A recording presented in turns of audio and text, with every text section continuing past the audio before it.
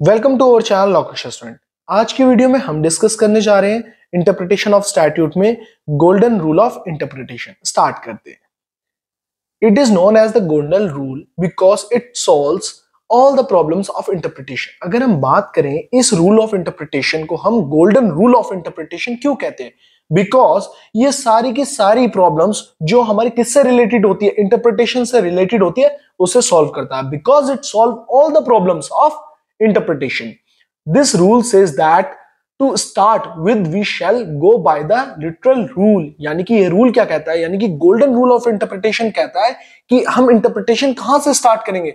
Literal rule से start करेंगे। Literal rule क्या था कि जहां हम क्या कर रहे हैं, ट्रांसलेट कर रहे हैं, प्लेन मीनिंग को क्या कर रहे हैं, निकाल रहे हैं। किसी वर्ड का प्लेन मीनिंग क्या, ऑर्डिनरी मीनिंग क्या है। Clear? However, if the interpretation given through the literal rule leads to some or any kind of ambiguity, injustice, inconvenience, hardship, iniquity, then in all such event the literal meaning shall be discarded। यानी कि अगर हम बात करते हैं, पहले हम क्या करेंगे, लिटरल रूल ऑफ इंटरप्रिटेशन करेंगे। उससे क्या रिजल्ट आ रहा है, एम्बिग्युइटी हो रही है, अनजस्टिस हो रहा है, इनकन्वीनियंस हो रही है, हार्डशिप आ रही है, तो हम क्या करेंगे, लिटरल रूल को क्या कर देंगे, डिस्कार्डेड कर देंगे। And interpretation shall be done in such manner that the purpose of legislation is fulfilled. फिर हम कैसे करेंगे इंटरप्रिटेशन, जिससे लेजिस्लेशन का जो पर्पस है वो क्या हो सके, फुलफिल हो सके। Clear? Come to the next slide. अब बात करते हैं, literal rule follows the concept of interpreting the natural meaning of the words used in the statute. Literal rule क्या था कि हम क्या करेंगे, इंटरप्रेट करेंगे वर्ड्स को जो स्टैट्यूट में यूज हुए उनका क्या मीनिंग करेंगे, कैसे इंटरप्रेट करेंगे उन वर्ड को, natural meaning, ordinary meaning. Clear? But if interpreting natural meaning leads to any sort of repugnancy, absurdity और hardship, then the court must modify the meaning to the extent of injustice or absurdity caused and no further to prevent the consequences। अगर हम literal rule of interpretation कर रहे हैं किसी word का और जो उसका नेचुरल मीनिंग आ रहा है, यानी कि ऑर्डिनरी मीनिंग आ रहा है, और उससे क्या हो रहा है, एब्सर्डिटी हो रही है, हार्डशिप हो रही है, यानी कि उससे क्या हो रहा है, डिफीट हो रहा है जस्टिस, तो कोर्ट क्या करेगी, कोर्ट उसके मीनिंग को क्या कर देगी, मॉडिफाई कर देगी। और कहां तक कर देगी, जहां तक भैया जस्टिस अचीव हो सके, यानी कि जितना पार्ट उसका, जो चीज वो कहना चाह रहा है, इनजस्टिस है, एब्सर्डिटी है, उसे हटाने तक के लिए क्या कर देगी, उस वर्ड के मीनिंग को मॉडिफाइड कर देगी।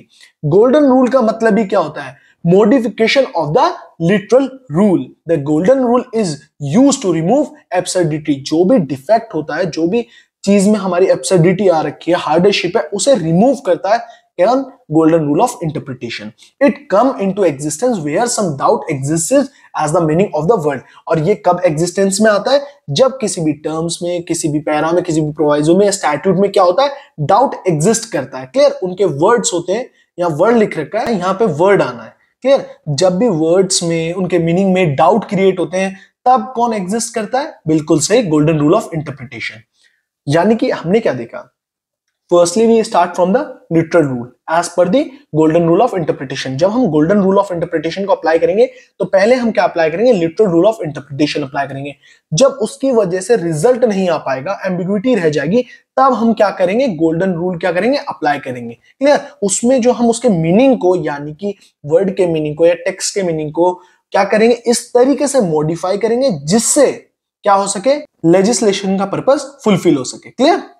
अब बात करते हैं ओरिजिन कहां से हुआ, ये गोल्डन रूल ऑफ इंटरप्रिटेशन का ओरिजिन कहां से हुआ। In the year of 1857 the first time lord Wensleydale propounded the golden rule of interpretation in Grey versus Pearson. देखिए केस कौन सा था, ग्रे वर्सेस पियर्सन में फर्स्ट टाइम propounded करा गया कौन सा rule, golden rule of interpretation. किसने करा था, लॉर्ड वेंसलेडेल ने करा था। क्लियर? कब करा था, 1857 में करा था, ग्रे वर्सेस पियर्सन में।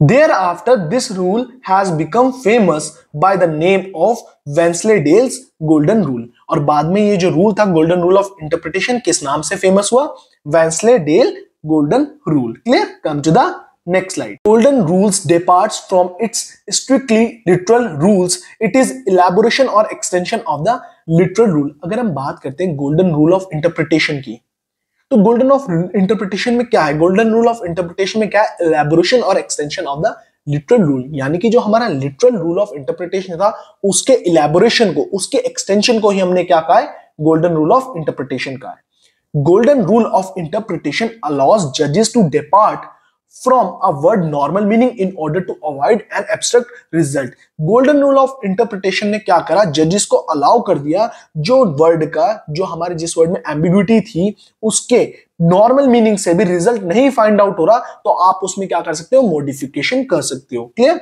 Where a word can have more than one meaning, जब एक शब्द के एक से ज्यादा मीनिंग है, द जजेस can choose the preferred meaning, तो जजेस क्या कर सकते हैं, प्रिफर्ड मीनिंग को चूज कर सकते हैं। Whereas if the word only has one meaning, अगर किसी वर्ड का जो मीनिंग है वो एक ही है, but applying this would lead to a bad decision, और उसे अप्लाई करने के बाद क्या आ रहा है, डिसीजन जो आ रहा है वो बैड आ रहा है, तो द जज can apply a completely different meaning, तो जज उस सिचुएशन में कंप्लीटली डिफरेंट मीनिंग को क्या कर सकता है, अप्लाई कर सकता है।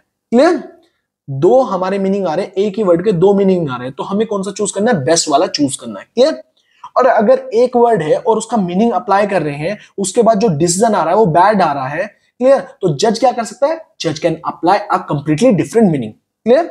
As golden rule, when there is a possibility of more than one meaning, we have to go further to avoid inconvenience by modifying the language through addition, rejection, or substitution of words so as make meaning accurate, deriving the intention of the legislature। अगर हम बात करते हैं golden rule की, जब क्या होती है, पॉसिबिलिटी होती है कि जब एक शब्द के एक से ज्यादा मीनिंग आ रहे हैं तो हम क्या करेंगे, हम अवॉइड करेंगे इनकन्वीनियंस को, उसकी लैंग्वेज को इस तरीके से मॉडिफाइड करेंगे, एप्रोप्रिएट मीनिंग को उस तरीके से बताएंगे, यानी कि कोर्ट बताएगी, जिससे क्या हो सके, उसका जो मीनिंग है वो क्या हो, एक्यूरेट हो, और उससे क्या ड्राइव हो सके, इंटेंशन ऑफ द लेजिस्लेचर, यानी कि लेजिस्लेशन ने ये लॉ क्यों बनाया था, उस इंटेंशन को हम क्या कर सके, यानी कि कोर्ट क्या कर सके, ड्राइव कर सके। Clear. Come to the next slide. In Workmen of Dimakuchi Tea Estate versus Management, the expression any person used in Section 2K of the Industrial Dispute Act 1947 was interpreted in the context of the Act। अगर हम बात करते हैं कौन से act में, industrial dispute act 1947 में word use हुआ है, टर्म यूज हुई है एनी पर्सन, और वो किस कंटेक्स्ट में यूज करी गई है, इस एक्ट के कंटेक्स्ट में यूज करी गई है, उस पे भी इशू अराइज हुआ था। क्या हुआ था देखते हैं। This provision read thus industrial dispute means dispute or difference between the employer employees, or between the employees and workmen, or between the workmen and workmen, which is the connected with the employment or non-employment, or with the terms of employment, or with the condition of labor of any person. देखिए क्या हुआ था, अगर हम बात करते हैं industrial dispute का, तो इंडस्ट्रियल डिस्प्यूट का मतलब क्या होता है, जो भी डिस्प्यूट किस किस के बीच में होता है, एम्प्लॉयर एम्प्लॉइज के बीच में होता है, एम्प्लॉइज वर्कमैन के बीच में होता है, वर्कमैन वर्कमैन के बीच में होता है। क्लियर। तो वहां पे क्या करा जाता है, उस डिस्प्यूट को सॉल्व कैसे करा जाता है, तो वहां पे एक टर्म यूज हुई थी एनी पर्सन, यानी कि कोई भी डिस्प्यूट किसी व्यक्ति के बीच में हो, तो एनी पर्सन को लेके क्या हुआ, इशू रेज हुआ, डाउट रेज हुआ, ये एनी पर्सन क्या कोई भी पर्सन हो सकता है, तो कोर्ट ने क्या हेल्ड करा, any person can not be one who have no direct and substantial interest in the industrial dispute, यानी कि इंडस्ट्री के डिस्प्यूट में जिसका डायरेक्ट और सब्सटेंशियल इंटरेस्ट नहीं है, वो पर्सन क्या नहीं कर सकता, एनी पर्सन में वो पर्सन इंक्लूड नहीं होगा। क्लियर। अगर फॉर एन एग्जांपल मानिए कि एक फैक्ट्री है, उसमें आप उसके मेंबर नहीं हो और आपने उस पर डिस्प्यूट, जैसे इंडस्ट्रियल डिस्प्यूट होता है, आप कोई डिस्प्यूट कर सकते हो, उसमें केस फाइल कर सकते हो, नहीं, क्यों, क्योंकि आपका कोई भी डायरेक्ट और सब्सटेंशियल इंटरेस्ट नहीं है उस इंडस्ट्री के डिस्प्यूट में। क्लियर। तो एनी पर्सन किस कंटेक्स्ट में कहा गया, इस एक्ट के कंटेक्स्ट में कहा गया है। Stranger can not proceed with an industrial dispute under the said act, कोई भी स्ट्रेंजर प्रोसीड नहीं कर सकता with in an industrial dispute under the said act. तो यहाँ एनी पर्सन का मतलब ये नहीं था कोई भी व्यक्ति, कोई भी व्यक्ति कौन, जिसका डायरेक्ट और सब्सटेंशियल इंटरेस्ट हो उस इंडस्ट्री के डिस्प्यूट में, वही क्या कर सकता है, सूट फाइल कर सकता है। क्लियर। तो यहाँ एनी पर्सन को लेकर जब एम्बिग्युइटी थी कि एनी पर्सन का मतलब कोई भी व्यक्ति है, तो यहाँ पे कोर्ट ने क्या बताया हमें कि कौन सा व्यक्ति जो जिसका इंटरेस्ट हो किससे, इंडस्ट्रियल डिस्प्यूट से, डायरेक्ट एंड सब्सटेंशियल इंटरेस्ट हो, तो वही पर्सन क्या कर सकता है, सूट फाइल कर सकता है। क्लियर। या एनी पर्सन किस कंटेक्स्ट में यूज करा गई थी टर्म, वो हमें कोर्ट ने क्लियर करा, किस केस में, in the workman of Dimakuchi tea estate versus management. Clear. Come to the advantages of golden rule of interpretation. अब इंटरप्रिटेशन की, गोल्डन रूल ऑफ इंटरप्रिटेशन के क्या क्या एडवांटेजेस है। With the help of golden rule, errors in drafting can be corrected immediately. अगर हम बात करते हैं गोल्डन रूल ऑफ इंटरप्रिटेशन की मदद से जो भी एरर्स हैं ड्राफ्टिंग में स्टैट्यूट के, उसे हम तुरंत के तुरंत ही क्या कर सकते हैं, सही कर सकते हैं. Decision are made more in line with the parliament intention. जो सारे डिसीजन होंगे वो किसके इन लाइन होंगे, पार्लियामेंट की इंटेंशन के, कि पार्लियामेंट से किस इंटेंशन से लॉ पास करा था, स्टैट्यूट पास करा था, सारे डिसीजन उन्हीं की इन लाइन होंगे. Clear. It allows the judges to modify the meaning of the words to remove absurdity. अगर absurdity है उस वर्ड के अंदर तो उसे रिमूव करने के लिए जजेस क्या कर सकते हैं, मॉडिफाई कर सकते हैं वर्ड के मीनिंग को. Clear. When literal rule of interpretation fail to achieve clarity, जब literal rule of interpretation clarity नहीं दे पा रहा, तब कौन सा रूल एप्लीकेबल होगा, गोल्डन रूल ऑफ इंटरप्रिटेशन. किसकी हेल्प से, by the help of court. Clear. It takes away the requirement of the legislation. अगर हम बात करते हैं किसी भी वर्ड को लेके एम्बिग्विटी है और हम क्या कर रहे हैं, उस वर्ड को अमेंड कर रहे हैं, तो ये बहुत ज्यादा क्या हो जाएगी, प्रॉब्लम क्रिएट हो जाती है. तो ये क्या करता है, रिक्वायरमेंट ऑफ अमेंडमेंट या अमेंडिंग करने की रिक्वायरमेंट को क्या कर देता है, ये अवे कर देता है, यानी कि रिमूव कर देता है, क्योंकि हम उसका कोर्ट से क्या कर सकते हैं, एक एक्चुअल मीनिंग, क्या इंटेंशन है लेजिस्लेशन की, वो जान लेते हैं. Clear. Come to the disadvantages. What seem to be absurd to one जज मे नॉट बी अनदर. यानी कि क्या है, अब देखिए कोई भी वर्ड को मीनिंग लेके क्या हो रहे हैं, दो या तीन क्या हो रहे हैं भाई, दो या तीन मीनिंग निकल रहे हैं किसी भी टर्म से. क्लियर. अब एक जज कह रहा है इसका मीनिंग इस जगह ये सुटेबल है, दूसरा जज कह रहा है ये मीनिंग इस जगह ये सुटेबल है, तो कई बार क्या होते हैं, कंफ्लिक्ट के चांसेस होते हैं. ठीक है. It is very limited and it is used in rare cases only. ये बहुत ज्यादा क्या है, लिमिटेड है, और ये कब यूज होगा, रेयर से रेयर केसेस में होगा. लिमिटेड कैसे है, ये रेस्ट्रिक्टेड क्यों है, क्योंकि देखिए पहले इसमें क्या है, गोल्डन रूल ऑफ इंटरप्रिटेशन में आपको फर्स्टली क्या अप्लाई करना पड़ेगा, literal rule of interpretation.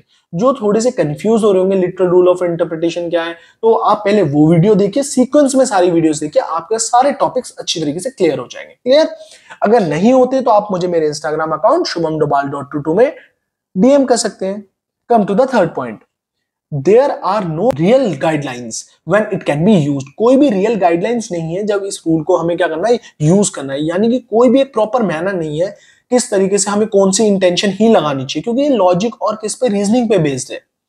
The golden rule is restricted in its use as it can be used only when the literal rule leads an ambiguity in interpretation. ये कब apply होगा, जब literal rule apply होगा और उसके result क्या आएगा, वो ambiguity बताएगा, यानी कि उसका रिजल्ट भी क्या होगा, अनक्लियर होगा. तब क्या होगा, हमारा कौन सा इंटरप्रिटेशन का रूल लगेगा, golden rule of interpretation. Clear. One of the main disadvantage of rule is that judges can twist the meaning of the words and change the law. This would cause a disbalance in the separation of power. अब देखिए ये इसका एक main disadvantage क्या है कि जजेस अपने हिसाब से जो वर्ड का मीनिंग है उसे क्या कर रहे हैं, इंटरप्रेट कर रहे हैं, ट्विस्ट कर सकते हैं. तो देखा जाए तो ये क्या कर रहा है, डिसबैलेंस क्रिएट कर रहा है किसमें, सेपरेशन ऑफ पावर्स में. ये पॉइंट क्या है, सेपरेशन ऑफ पावर्स. देखिए all we know that there are 3 organs, executive, legislative and judiciary. अब जुडिशरी अगर क्या करेगी, लो को इंटरप्रेट करने लग जाएगी, लो को बताने लग जाएगी, अपने हिसाब से ट्विस्ट करने लग जाएगी, तो वहां पे क्या हो जाएगा, डिसबैलेंस क्रिएट हो जाएगा किसमें, ऑर्गन्स में, यानी कि disbalance in the separation of powers. Clear. Hopefully आप सभी को गोल्डन रूल ऑफ इंटरप्रिटेशन समझ आया हो. और अभी कोई क्वेरीज है, डाउट है, प्रॉब्लम है, तो मुझे विदाउट हेजिटेट मेरे इंस्टाग्राम अकाउंट shubhamdobal.22 में डीएम कर सकते हैं. अगर वीडियोस अच्छी लगती है तो साथ साथ like, share, subscribe my channel and also press bell icon for the new videos. Thank you so much guys.